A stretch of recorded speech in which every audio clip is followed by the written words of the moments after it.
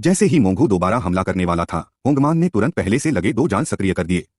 इससे तीसरा भाई थर्ड ब्रदर कुछ समय के लिए मुसीबत से बाहर आ गया।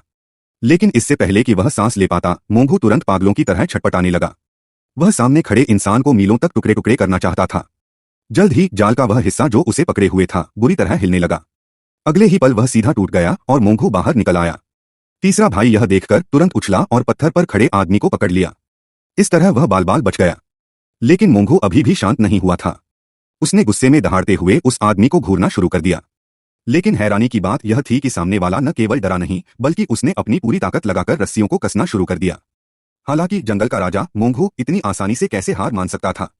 वह तुरंत ऊपर नीचे कूदने लगा और इस तरह अपने आप को बंधन से मुक्त करने की कोशिश करने लगा। लेकिन तीसरा भाई भी कोई साधारण आदमी नहीं था। उसने अपनी स्थिति ठीक की और फिर से जोर लगाया। उसके शरीर की 380 मांसपेशियां उभर आईं और 300 टन का बाघ मोंघू लगातार पीछे की ओर खींचता चला गया।